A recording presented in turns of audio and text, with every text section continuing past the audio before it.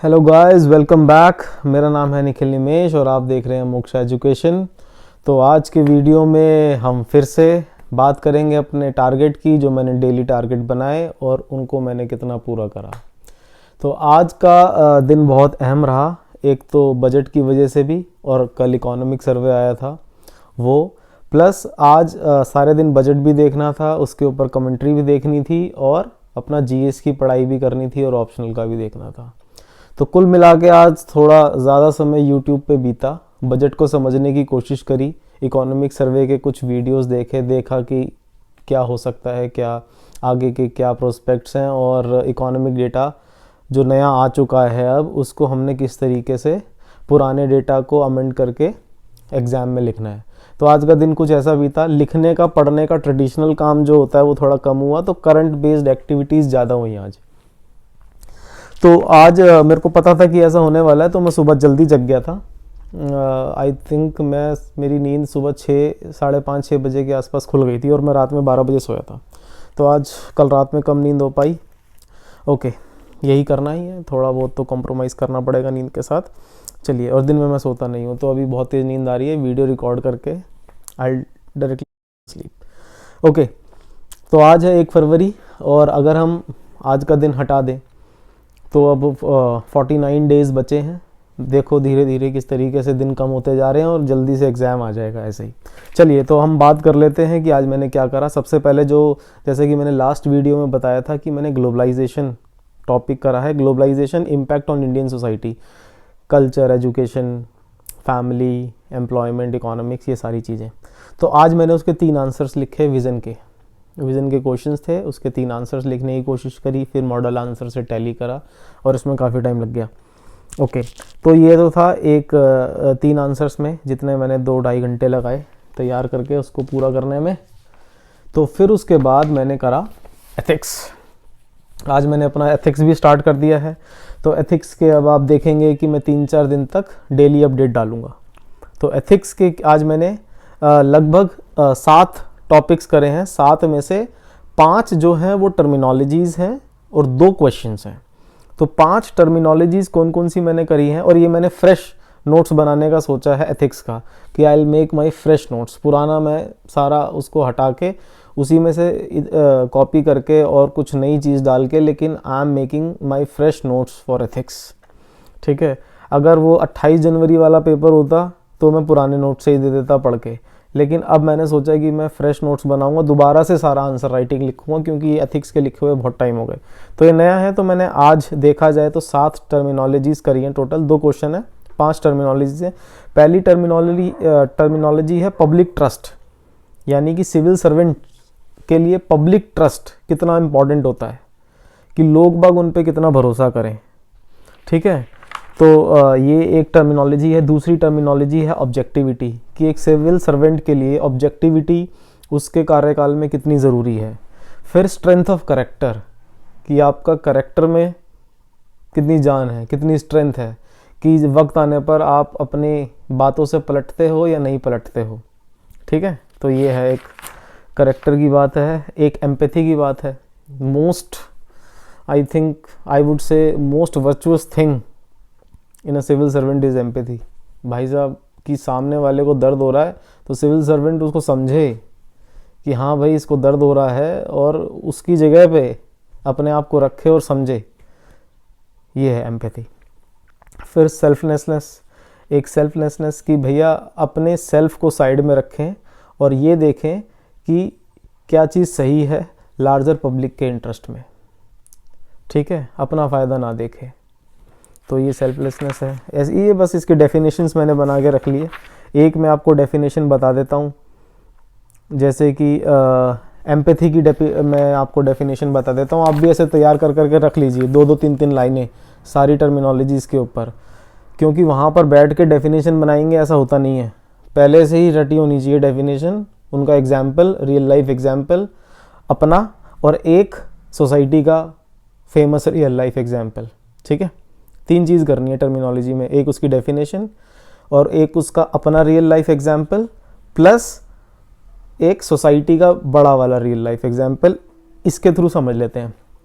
जैसे कि एम्पैथी की अगर मैं बात करूं, तो इसकी जो डेफिनेशन है वो ये है, the ability to place oneself in others position and understand their feelings and experience and their emotions. ठीक, तो ये डेफिनेशन हो गई है और सिविल सर्वेंट के लिए बहुत ज़्यादा ज़रूरी है। इसका एग्जाम्पल जब भी मैंने लिखा नहीं है, लेकिन अगर मैं जनरली दूं तो बुद्धा टॉक्ड अबाउट एम्पैथी। ठीक है, कि इसको हम बुद्धा का एग्जाम्पल दे सकते हैं एक, अगर हम थोड़ा स्पिरिचुअल टाइप में दें। और अगर हम अभी एम्पैथी की बात करें तो एक बहुत रीसेंट एग्जाम्पल मैं आपको देना चाहूँगा नवनीत सिकेरा जी का, जो अभी आई थिंक DIG बन चुके हैं यूपी में। नवनीत सिकेरा, उनके ऊपर सीरीज़ भी आई थी MX प्लेयर के ऊपर, भोकाल 2 भी आ चुकी है, बहुत बढ़िया, देख लेना। तो उन्होंने जो कांस्टेबल्स थे वहाँ के, उनके लिए अपनी एम्पैथी शो करी थी, ये बोल के कि जो कांस्टेबल होता है वो किसी भी गांव की पहचान बने, सिपाही वहाँ का पहचान बने, पुलिस वाला उस गांव की पहचान उसके पुलिस वाले से, उसके सिपाही से हो। और वहाँ पर उन्हीं के डिपार्टमेंट में कांस्टेबल्स को, सिपाही को प्रमोशन नहीं मिल रहा था, कांस्टेबल की रैंक पे ज्वाइन होते थे और रिटायर भी कांस्टेबल की रैंक पे हो जाते थे। तो ये उनकी एम्पैथी ही थी कि उन्होंने अपने सीनियर्स को रिपोर्ट दी, डिटेल रिपोर्ट दी और उनके प्रमोशन के लिए बात करी। ठीक, तो उन्होंने अपने आप को एक सिपाही की जगह रख के देखा और ये देखा कि वो क्या चाहेंगे। और जब उन्होंने ऐसा करा, सिपाही के लिए अपना सोचा इतना ज़्यादा, और सिपाहियों ने भी फिर उनके साथ उनके ऑपरेशंस में बढ़ चढ़कर हिस्सा लिया। और जानते हैं हम कि वो मुजफ्फरनगर के SSP थे और किस तरीके से मुजफ्फरनगर में उन्होंने क्राइम को ख़त्म करा काफ़ी हद तक। तो ये एक छोटा सा एग्जाम्पल था एम्पैथी का। अब भी बहुत सारे दे सकते हैं एम्पैथी के एग्जाम्पल्स, दीजिए। ठीक है, चलिए और आगे। ये तो 5 टर्मिनोलॉजीज हो गई। 2 टॉपिक हैं जो मैंने करे, मतलब 2 आंसर्स हैं जो मैंने बनाए, मॉडल आंसर्स। पहला क्वेश्चन है एथिक्स का ही है, और वो है कि जो एजलम सीकर्स होते हैं, सपोज किसी एक देश में, जैसे सीरिया में हुआ था, वहाँ पर सिविल वॉर छिड़ी हुई थी, और तो वहाँ के लोगों को बड़ी दिक्कत हुई, काफ़ी डेथ्स हुई। 10 साल हो गए हैं आई थिंक सिविल वॉर छिड़े हुए, 2012 में स्टार्ट हुआ था, आई थिंक उससे भी पहले सीरिया के अंदर, जब बशर अल असद उस टाइम पे थे। आज आई थिंक आज भी वही हैं, वो पता नहीं कहाँ है और किस तरीके से सीरिया का चल रहा है। तो बशर अल असद के रिजिम में सीरिया का जो कूड़ा हुआ है, तो उसकी वजह से क्या हुआ कि वहाँ के लोग यूरोप में भागना शुरू हो गए थे। सब जानते हैं जो मैं बोल रहा हूँ, इसमें कोई नई चीज़ नहीं है। लेकिन एथिक्स का क्वेश्चन ये है, इसको एथिक्स के किस तरीके से रिलेट करके देखेंगे कि उन्होंने यूरोपियन सोसाइटी ने किस तरीके के अपने एथिकल स्टैंडर्ड्स दिखाए। ठीक है, तो इस तरीके से क्वेश्चन था। एजलम सीकर्स क्वेश्चन है कि एजलम सीकर्स के लिए क्या क्या नेशंस की रिस्पॉन्सिबिलिटी बनती है, एक ये, और दूसरा इसी का पार्ट है, अगर आपको सिविल सर्वेंट बनाया जाए तो आप रेफ्यूजीज़ के लिए क्या क्या पॉलिसी बनाएंगे और उस पॉलिसी के क्या क्या इंपॉर्टेंट पॉइंट्स होंगे। तो ये मैंने तैयार करा है। ठीक, आप भी तैयार कर लेना। और if you want my answers then I will put Instagram I'm saying. There is a Telegram group I have made for this exclusively for my notes. If you want it, I'll post my notes over there. Just comment in box and I'll give you the link of that my Telegram group. Okay. तो next मैंने question जो तैयार करा है वो है civil servants. Civil servants का जो एक स्पेशल ऑब्लिगेशन होता है कि हम ये मानते ही हैं कि अगर वो सिविल सर्वेंट है तो वो एथिकल स्टैंडर्ड्स को फॉलो करेगा। ठीक, तो ऐसी क्या कंपल्शंस होती हैं कि उसको करना ही करना चाहिए, और दूसरा उन एथिकल स्टैंडर्ड्स को जो सिविल सर्वेंट फॉलो कर रहा है उसके लिए क्या मेन कंसर्न्स हैं। ठीक है, तो ये मैंने क्वेश्चन को अच्छे से मतलब मॉडल आंसर बनाने की कोशिश करी है। क्या कंसर्न्स हैं और एथिकल स्टैंडर्ड्स अगर कोई फॉलो करता है तो उसको कहाँ कहाँ दिक्कतें आती हैं, मतलब मेन तो यही है, और उन दिक्कतों को कैसे दूर किया जाए। तो ये तो था एथिक्स का, थोड़ी सी ज़्यादा डिटेलिंग हो गई आज। ओके, हाँ, तो ये तो थी बात एथिक्स की। तो अभी जैसे कि हम सब जानते हैं कि बजट पेश हुआ है आज और इकोनॉमिक सर्वे कल आया था।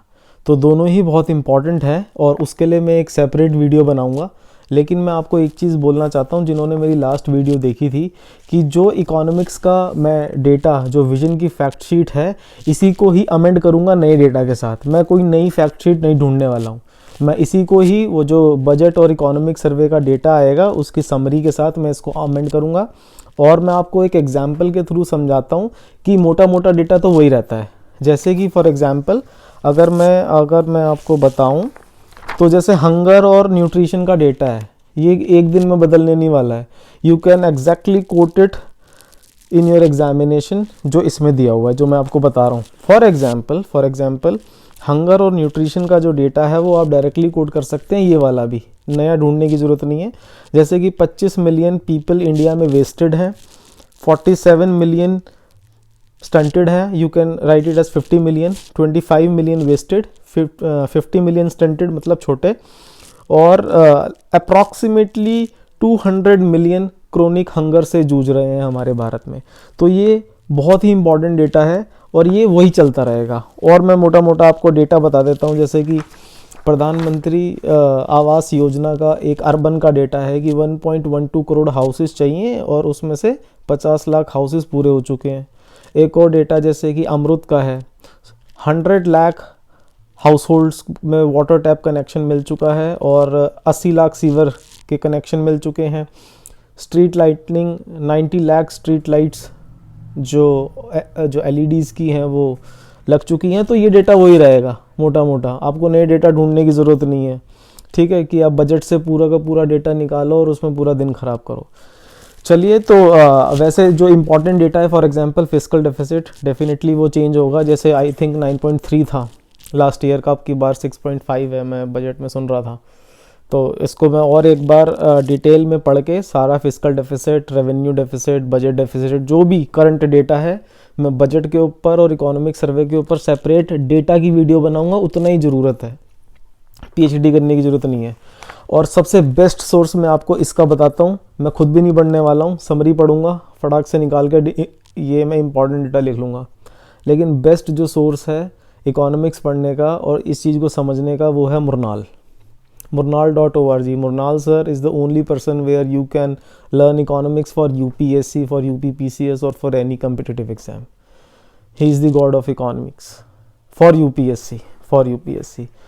और ये वही मुरनाल सर हैं जिनके नोट से हर साल 2-4 सवाल आपको UPPCS, UPSC और एक competitive एग्ज़ाम जहाँ पे इकोनॉमिक्स पूछी जाती है, तो इनका आता है उसके अंदर, ठीक है। तो मैं आज आपको एक इंटरेस्टिंग फैक्ट बताता हूँ। इंटरेस्टिंग फैक्ट क्या है, एक इंटरेस्टिंग घटना है जो सुबह हुई। जैसे कि हमारे घर में ट्रेडिंग का बहुत माहौल है कि हम मतलब छोटे से लेके बड़ा तक सब ट्रेडिंग करते हैं। तो शेयर मार्केट्स में ट्रेडिंग, तो आज जैसे बजट डे था तो फेस्टिवल होता है ट्रेडर्स के लिए आज का दिन। तो सुबह जल्दी जग गए और अपना न्यूज़ वगैरह देख रहे थे कि क्या रुझान होने वाले हैं, कैसा क्या है। तो मैं देख रहा था कि मैं वेट कर रहा था निर्मला सीतारमन जी का, जो हमारी फाइनेंस मिनिस्टर हैं, कि ये कब कैपिटल पार्ट बोलेंगी। तो कैपिटल पार्ट आया और शेयर मार्केट बढ़ना शुरू हुई, जो कि बहुत डाउन चली गई थी नीचे। It was like a blood shed, बहुत ज़्यादा लॉस हो गया था। तो धीरे धीरे बढ़ना शुरू हुआ। उनकी स्पीच में कैपिटल पार्ट में एलोकेशन शुरू हुई और जो मैंने 3 मिनट्स की कैंडल लगाई हुई थी वो ग्रीन दिखनी शुरू हुई और धीरे धीरे वो ग्रीन कैंडल तुरंत रुक गई। पता चला कैपिटल पार्ट वहाँ पे ख़त्म हो गया। तो इस बजट में बहुत ही कम कैपिटल एलोकेशंस हैं, न्यू स्कीम्स कुछ नहीं है। कैपिटलिस्ट लोग बिल्कुल ठेंगा लेके बैठे हुए हैं अपना, उनको कुछ नहीं मिला है, ठीक है। तो that was just a normal budget और the main reason was, we all know, COVID crisis और जो लास्ट ईयर सेटबैक हुआ है GDP में ऑनल, तो उसको ट्रैक पे लाने की कोशिश करिए। कोई बिग अनाउंसमेंट्स नहीं की गई हैं। बाकी मैं एक बजट और इकोनॉमिक सर्वे की डेटा की शॉर्ट वीडियो कल ले आऊँगा। डेटा मैं भी पढ़ूंगा तो इस बहाने मेरे पर भी प्रेशर रहेगा कि मैंने करना है। तो यही तो था एक छोटी सी बात और इसी के साथ वीडियो एंड करते हैं। आप भी पढ़िए, मैं भी पढ़ रहा हूँ, पढ़ते रहिए, मेहनत करते रहिए। 49 डेज़ बचे हैं, जल्दी से ये भी ख़त्म हो जाएंगे, पता भी नहीं चलेगा। तो कीप राइटिंग, कीप स्टडिंग, अच्छा सा खाइए, अच्छा पिए, अच्छा सोइए, मज़े करिए। चलिए, गुड बाय।